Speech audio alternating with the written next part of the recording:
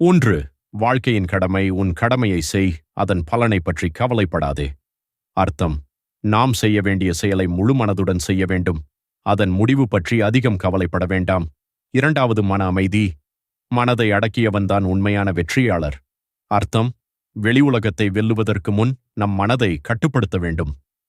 3. ஆசை மற்றும் பற்றுதல். ஆசைதான் துன்பத்தின் காரணம். அர்த்தம்: அதிகமான ஆசைகள் மன அமைதியை கெடுக்கும். பற்றுகளை குறைத்தால் வாழ்க்கை சாந்தமாக இருக்கும். 4. சுயநம்பிக்கை. நீ உன்னையே உயர்த்திக்கொள். நீயே உன் நண்பனும் நீயே உன் பகைவரும்.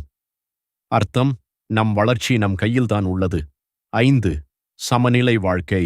மிதமான உணவு, உறக்கம், செயல்களில் சமநிலை இருந்தால் வாழ்க்கை அமைதியாகும். அர்த்தம்: ஒவ்வொன்றிலும் அளவாக இருக்க வேண்டும். 6. சோதனைகள், சிரமங்கள் வந்தாலும் தளராதே, அது வளர்ச்சிக்கு வழி. அர்த்தம்: கஷ்டங்கள் நம்மை வலுப்படுத்தும். 7. நம்பிக்கை மற்றும் பக்தி. என்னை நினைத்து செயல் புரிபவன் எப்போதும் தனியாக இருப்பதில்லை. அர்த்தம்: நம்பிக்கை இருந்தால் பயம் குறையும்.